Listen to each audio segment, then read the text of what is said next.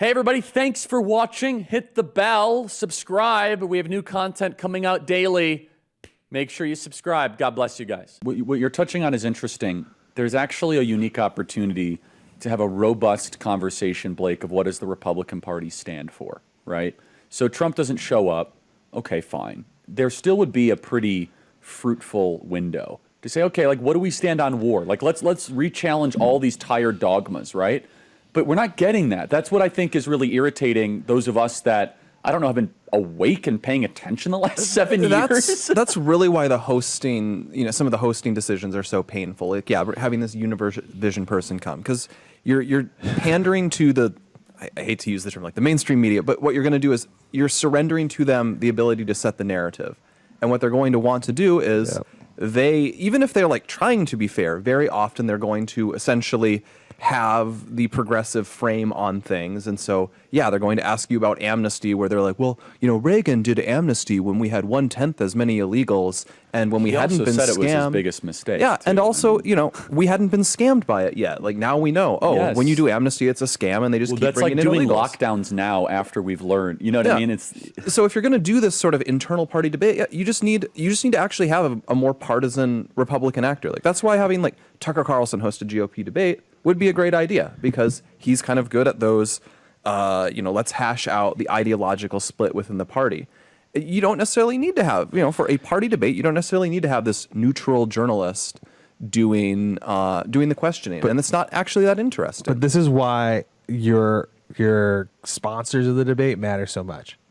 Are you ever going to criticize Ronald Reagan in the Ronald Reagan Presidential Library? I don't know. The Ronald Reagan Presidential Library does all the time. They go they're to the left. They're calling it too conservative.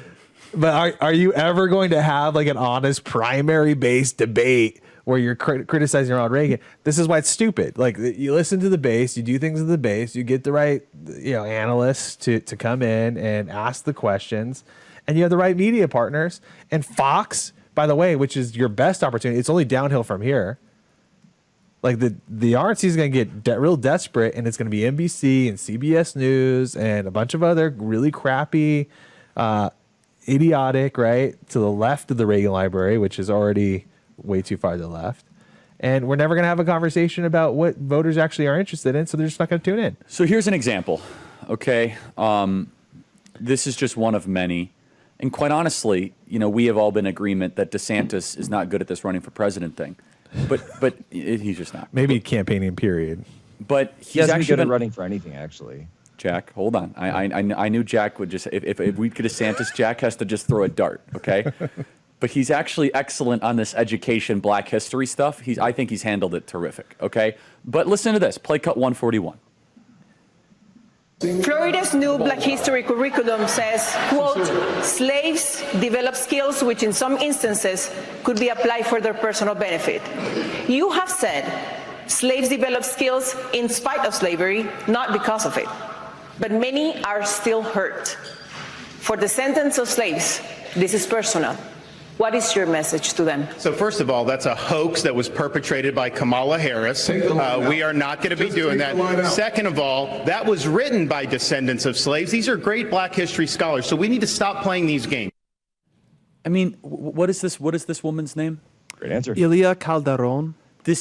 Why in a Republican debate, I'm going to stand up for Ron DeSantis. Does Ron DeSantis have to endure that from a woman who can barely speak English? Like, honestly. Like, it's an AOC lookalike who's asking like an MSNBC type talking point. That does no good for us to understand where the Republican Party is. Jack. Yeah, look, Charlie, a couple of weeks ago, we on this show were, I think, one of the only shows in conservative media that came out in support of Ron DeSantis on this textbook situation. Yes, no, that's and we right. said that a bunch of people that were running around attacking them were just wrong. And the textbooks were, DeSantis distanced himself initially from the textbooks, saying that he wasn't involved in the decision. But I say, look, it's very clear what was being said, right? It is a lie that they were saying, and I'm just I'll clean it up for him even today, right? they didn't say that slavery was beneficial. It said that people used things they had known from slavery to go into business for themselves. That's all it said. It wasn't saying anything about slavery being good. It was just honestly, talking about the actual history of the country. And what is this person's name? Elie Cadolon. Like, I mean, yeah, people are still hurt. No, they're not. You think that like Black America is like wringing their hands in their living room? Like, oh yeah, I'm really hurt over a line in a textbook for an 8th grader in Florida. And people are still hurt and they're crying. Governor DeSantis, they're crying. Like, shut up. They called her abuela and they shed many tears.